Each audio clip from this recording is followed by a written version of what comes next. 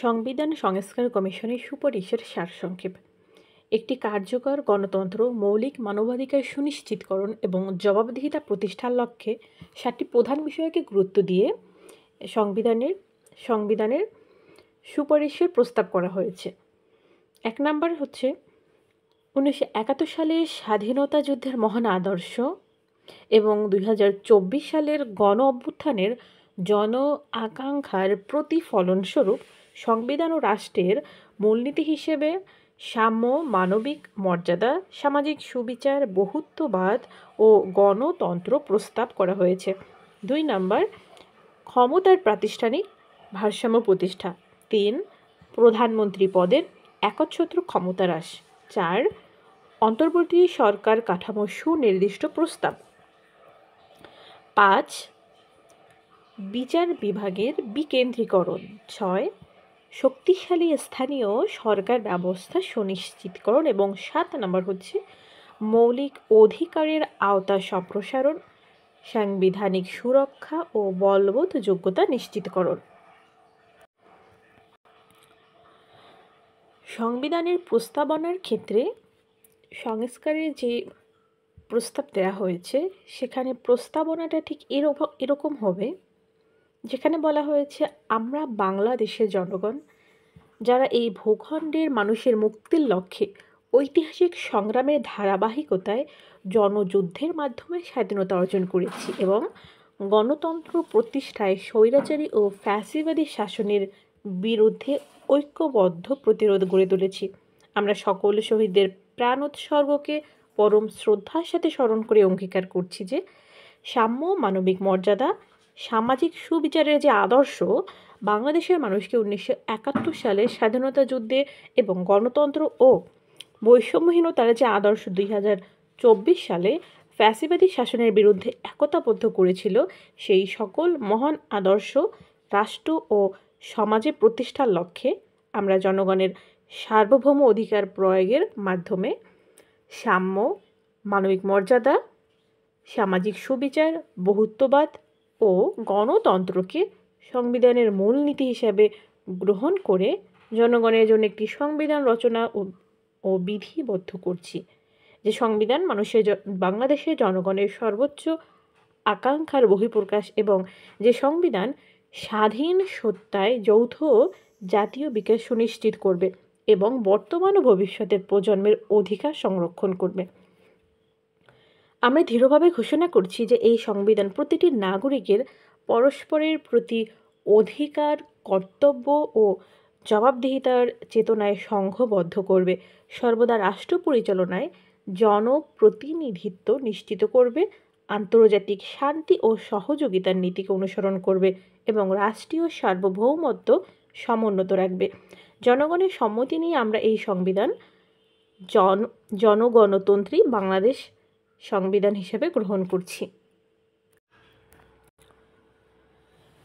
নাগরিকতন্ত্র commission সুপারিশ করেছে যে সংবিধানের প্রযোজ্য সকল ক্ষেত্রে প্রজাতন্ত্র এবং গণপ্রজাতন্ত্রী বাংলাদেশ শব্দগুলোর পরিবর্তে নাগরিকতন্ত্র এবং জনগণতন্ত্রী বাংলাদেশ শব্দগুলো ব্যবহৃত হবে। তবে এদের ইংরেজি যে সংস্করণ সেখানে রিপাবলিক এবং পিপলস রিপাবলিক অফ বাংলাদেশ শব্দগুলো থাকছে। ভাষা নাগরিকতন্ত্রের রাষ্ট্রভাষা হবে বাংলা। সংবিধানে বাংলাদেশের নাগরিকদের মাতৃভাষা হিসেবে ব্যবহৃত সকল ভাষা এদেশের প্রচলিত ভাষা হিসেবে স্বীকৃতি প্রদান করা হবে।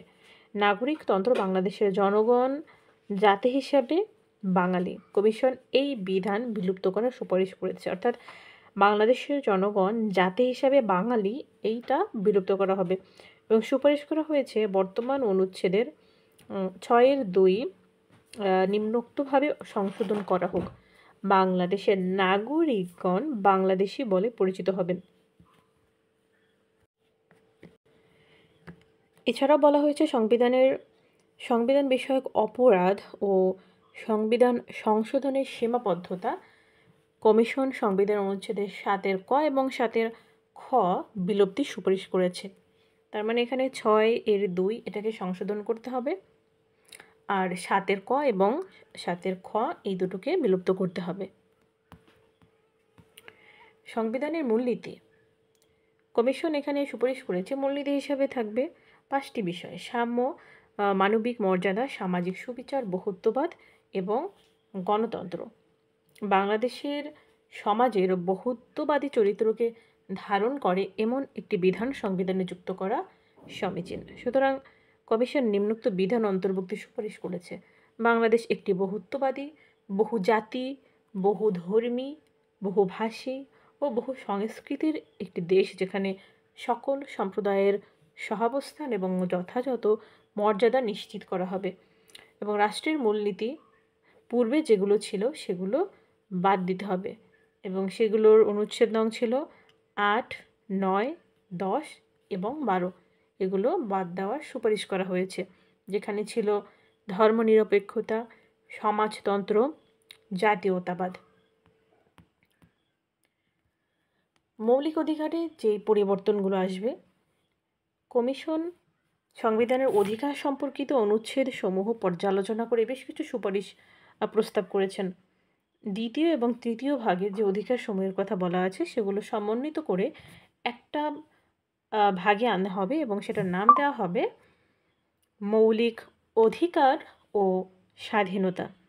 এই নামে একটি সনদ গঠনের প্রস্তাব করা হয়েছে, যা আদালতে বলবৎযোগ্য হবে এবং অর্থনৈতিক, সামাজিক, সাংস্কৃতিক অধিকার এবং নাগরিক রাজনৈতিক অধিকারের মধ্য দিয়ে তারতম্য দূর হবে। সংবিধানে কিছু নতুন অধিকার অন্তর্ভুক্ত করা হবে, যেমন খাদ্য, শিক্ষা, চিকিৎসা, বাসস্থান, ইন্টারনেট প্রাপ্তি, তথ্য পাওয়া, ভোটাধিকার ও রাষ্ট্র পরিচালনায় অংশগ্রহণ, গোপনীয়তা রক্ষা, ভোক্তা সুরক্ষা, শিশু ও উন্নয়ন, বিজ্ঞান এবং ভবিষ্যৎ প্রজন্মের অধিকার, এগুলো অন্তর্ভুক্ত করার জন্য সুপারিশ করা হয়েছে। বিদ্যমান অধিকারের অনুচ্ছেদ সমূহের সংস্কার, যেমন বৈষম্য নিষিদ্ধকরণের সীমিত তালিকা বর্ধিতকরণ, জীবন অধিকার রক্ষা, বিচার বহির্ভূত হত্যাকাণ্ড, গুম থেকে সুরক্ষা নিশ্চিতকরণ, জামিনে মুক্তির অধিকার অন্তর্ভুক্তকরণ, নির্যাতনমূলক আটক সংক্রান্ত বিধান বিলুপ্তির প্রস্তাব করা হয়েছে। অর্থাৎ এগুলো হচ্ছে বিলুপ্তির প্রস্তাব করা হয়েছে। প্রতিটি অধিকারের জন্য পৃথক সীমা আরোপের পরিবর্তে একটি সাধারণ সীমা নির্ধারণ এবং সীমা আরোপের ক্ষেত্রে ভারসাম্য ব্যালেন্সিং এবং আনুপাতিকতা পরীক্ষার বিধান সংযোজনের প্রস্তাব করা হয়েছে। আইনসভায় যে পরিবর্তনগুলো আনা হয়েছে এটা হচ্ছে যে দ্বিকক্ষ বিশিষ্ট আইনসভা থাকবে, নিম্নকক্ষ এবং উচ্চকক্ষ। নিম্নকক্ষের নাম থাকবে জাতীয় সংসদ, ন্যাশনাল অ্যাসেম্বলি, এবং উচ্চকক্ষের নাম থাকবে সিনেট, এবং উভয়ের মেয়াদ হবে 4 বছর। নিম্নকক্ষের ক্ষেত্রে বলা হয়েছে যে নিম্নকক্ষ গঠিত হবে সংখ্যাগরিষ্ঠের ভোটে, সরাসরি তারা নির্বাচিত হবেন। 400 আসন নিয়ে নিম্নকক্ষ গঠিত হবে। এর মধ্যে 300 জন সদস্য একক আঞ্চলিক নির্বাচনী এলাকা থেকে সরাসরি ভোটে নির্বাচিত হবেন। অর্থাৎ পুরো বাংলাদেশকে 300টি নির্বাচনী এলাকায় বিভক্ত করে এই 300 সদস্য নির্বাচিত হবেন, এবং পরবর্তীতে আবার এই পুরো বাংলাদেশকে 100টি নির্বাচনী এলাকায় বিভক্ত করে সেখান থেকে 100 জন নারী সদস্য তারা সরাসরি ভোটে নির্বাচিত হবেন। এবং নিম্নকক্ষের মোট সদস্যের ন্যূনতম 10% হবে তরুণ তরুণীদের মধ্যে থেকে। তাদের বয়স প্রতিদ্বন্দ্বিতার বয়স এখানে 21 বছর করা হয়েছে। এবং 2 জন ডেপুটি স্পিকার থাকবেন, যাদের মধ্যে একজন বিরোধী দল থেকে মনোনীত হবেন। একজন সংসদ সদস্য একই সাথে নিম্নলিখিত যে কোনো একটির বেশি পদে অধিষ্ঠিত হবেন না, যেমন প্রধানমন্ত্রী, সংসদ নেতা এবং রাজনৈতিক দলের প্রধান। এই 3টা বিষয়ে 3টা পদে একই ব্যক্তি অধিষ্ঠিত হতে পারবেন না। অর্থ বিল ব্যতীত নিম্ন কক্ষের সদস্যরা তাদের মনোনয়নকারী দলের বিপক্ষে ভোট দেওয়ার পূর্ণ ক্ষমতা থাকবে, যেটা পূর্বে ছিল না। তবে এখানে ব্যতিক্রম হচ্ছে অর্থ বিল, যেটা অর্থ বিলের বিপক্ষে ভোট দেওয়া যাবে না, বাকিগুলোতে দেওয়া যাবে। আইনসভার স্থায়ী কমিটিগুলোর সভাপতি সবসময় বিরোধী দলীয় সদস্যের মধ্য থেকে মনোনীত হবেন। অর্থাৎ স্থায়ী কমিটির সভাপতি এটা বিরোধী দল থেকে মনোনীত হবেন। এবার হচ্ছে উচ্চকক্ষ। উচ্চকক্ষর যে সদস্য এটা হচ্ছে 105 জন। এর মধ্যে 100 জন সদস্য জাতীয় সংসদ নির্বাচনে প্রদত্ত ভোটের সমানুপাতে নির্ধারিত হবেন। অর্থাৎ জাতীয় সংসদের যে নির্বাচন হবে, মানে নিম্নকক্ষে যে নির্বাচন, টোটাল যত ভোটার থাকবে সেখান থেকে নিম্নকক্ষের যেই দল 50% ভোট পাবে, সে এই 100 আসনের মধ্য থেকে 50টা আসন পাবে। অর্থাৎ এখানে সমানুপাতিক হবে। অর্থাৎ যত পার্সেন্ট ভোট নিম্নকক্ষে পাবে, উচ্চকক্ষ থেকে সেই কয়টা আসন সে পাবে, যেটাকে বলা হয় PR পদ্ধতি, প্রপোর্শনাল রিপ্রেজেন্টেশন। এইভাবে এখানে 100 জন প্রার্থী নির্বাচিত হবেন। এখানে কেউই সরাসরি নির্বাচিত হবেন না।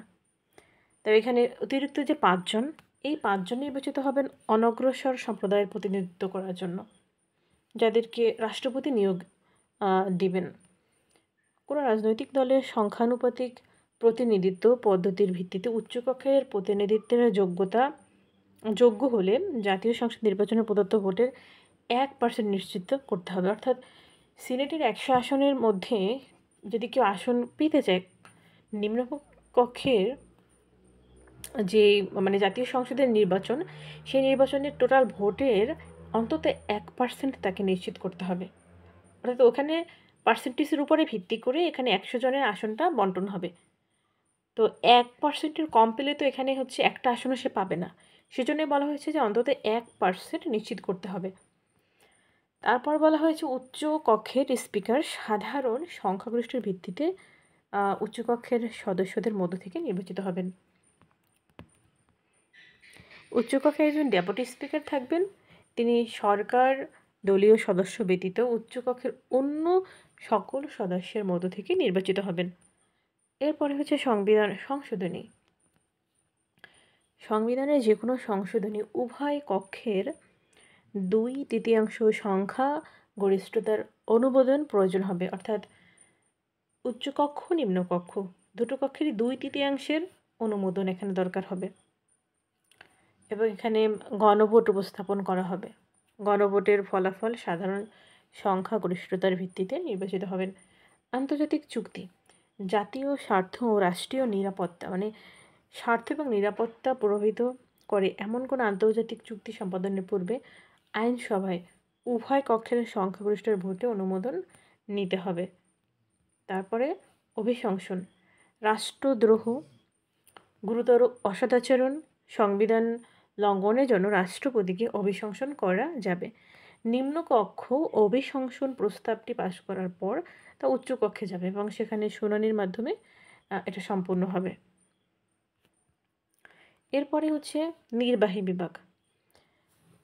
কমিশন সুপারিশ করছে যে আইনসভার নিম্নকক্ষে যে সদস্যের প্রতি সংখ্যাগরিষ্ঠ সদস্য সমর্থন আছে তিনি সরকার গঠন করবেন। নাগরিকতন্ত্রের নির্বাহী কর্তৃত্ব প্রধানমন্ত্রীর নেতৃত্বে মন্ত্রিসভা দ্বারা প্রয়োগ করা হবে।